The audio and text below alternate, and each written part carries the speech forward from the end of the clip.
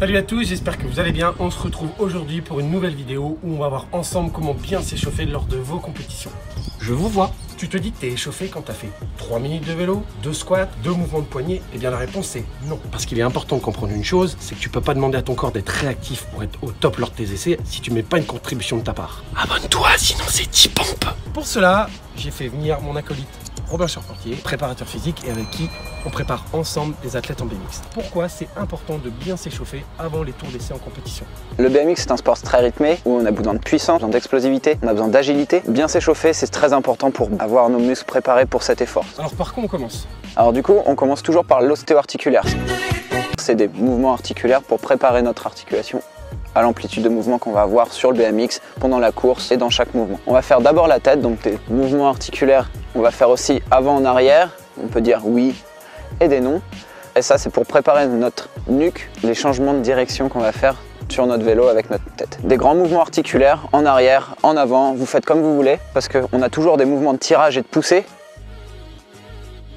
Donc dans la logique, la suite, ça serait de faire aussi les coudes. On va bien à l'extension du coude et ensuite les poignets.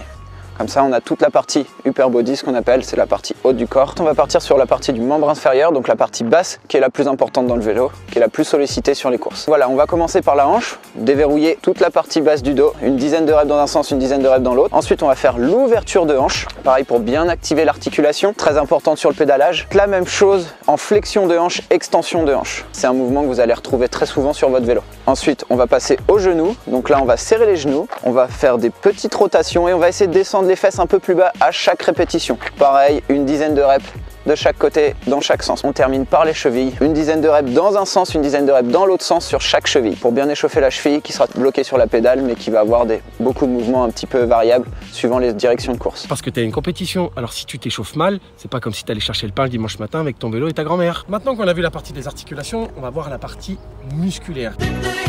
Information importante, tous les mouvements que vous allez voir par la suite, eh bien, il va falloir faire 3 tours et 10 répétitions par mouvement. Bonne continuation. On va tout de suite commencer avec une dizaine de reps de good morning. On va se mettre en position, pied, largeur d'épaule. On va déverrouiller les genoux, donc ça veut dire qu'on va fléchir légèrement les genoux, hop, comme ceci.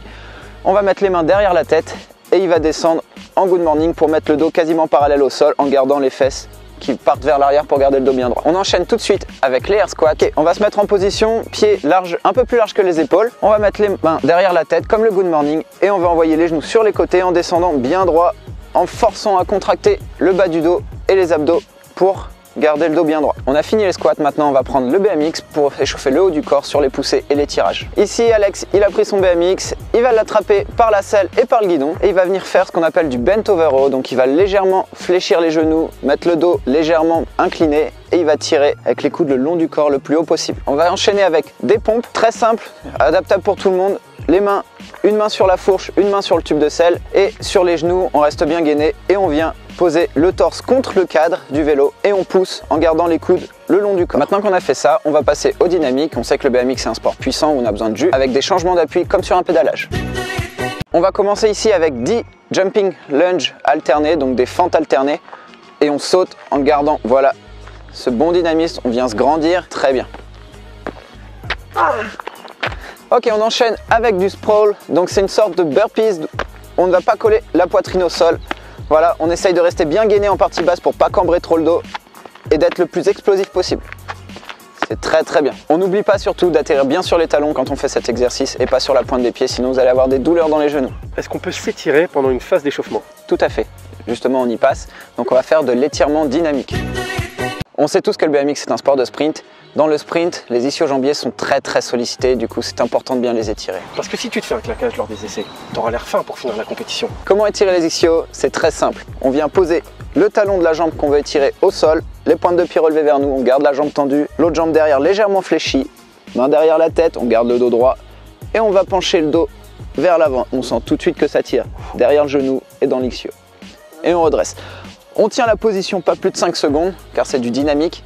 Si on tient plus longtemps, on passe plutôt dans du statique. On a fait l'arrière de la cuisse, maintenant on va passer au devant de la cuisse. Donc très simple, vous le connaissez tous, on attrape notre cheville, on reste sur une jambe, on vient étirer la jambe le plus possible. On tient 5 secondes, on relâche. Maintenant tu prends ta bicyclette et on va continuer l'échauffement. Maintenant que la partie du corps est terminée, on va continuer l'échauffement en s'amusant avec notre vélo. Faites simplement des bing-up, des manuals, jouez avec votre vélo, c'est très important puisque dans un instant, vous allez faire des essais.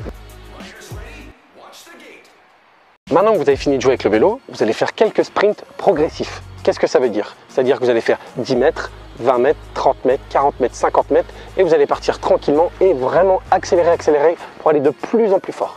Vous faites ça 3-4 fois et l'échauffement est terminé. 15 minutes, c'est le temps que vous avez besoin pour bien vous échauffer. Alors, c'est crucial pour bien préparer et réussir votre compétition. Hein, Robin? Ouais, va faire des pompes. Non, va faire des pompes. En attendant tes prochaines compétitions, tu peux t'abonner à la chaîne ou alors regarder d'autres vidéos qui vont t'aider à t'entraîner au mieux, comme celle-ci. À bientôt!